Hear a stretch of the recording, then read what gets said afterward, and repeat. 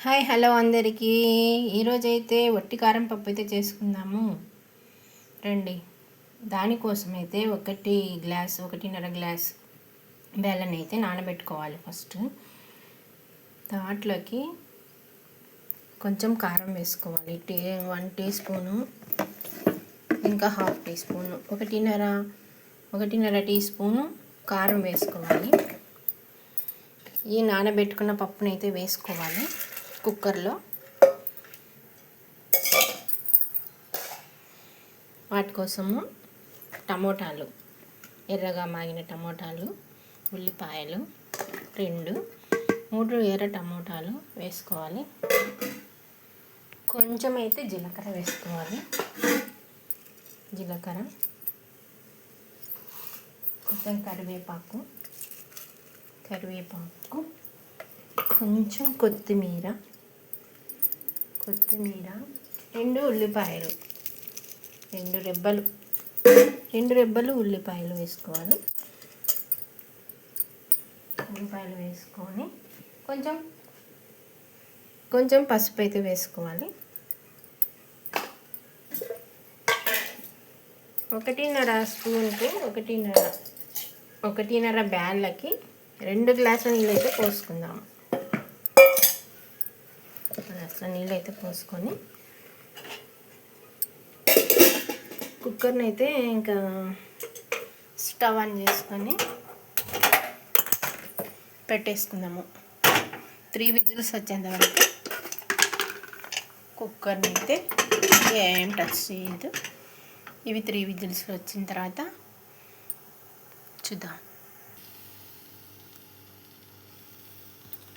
3 whistles అయితే వస్తాయి. ఇప్పుడైతే ఒకటి వచ్చింది.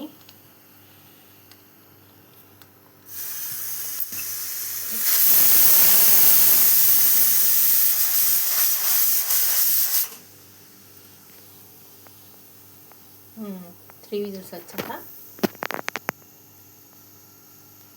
స్టవ్ కట్టేసుకోవాలి.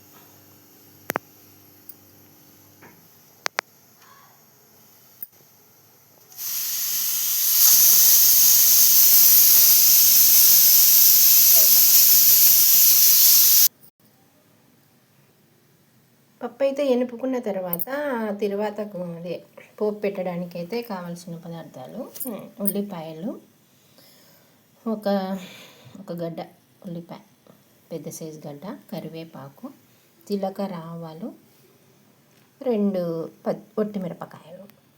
వీటిని ఆయిల్ అయితే వేసుకుందాము. పప్పునైతే ఇలాగ ఎనుపుకుందాము. మెత్తగా ఉప్పు వేసుకొని ఇలా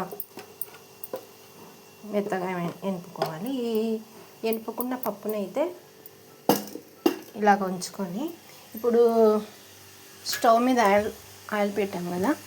ఎల్లిపాయలు ఎర్రగా వేగాయి. ఈ ఎర్రగా వేగిన ఎల్లిపాయలలో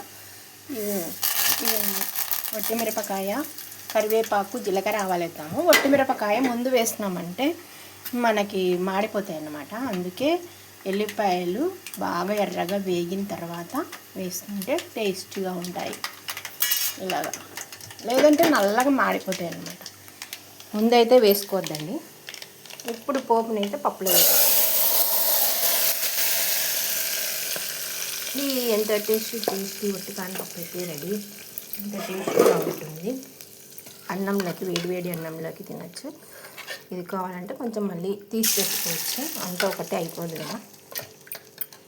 ఇదండి వట్టి కారం పప్పు అండి. ఎండాకాలం ఎంతో టేస్ట్ని ఇచ్చే వట్టి కారం పప్పును మీరు కూడా తయారు చేసుకొని తినండి. హ్యాపీగా ఉండండి. ఇలాంటి మరిన్ని వీడియోల కోసం నా ఛానల్ను ఫాలో అవ్వండి, సబ్స్క్రైబ్ చేసుకోండి, సపోర్ట్ చేయండి friends. Okay, bye, thank you, bye.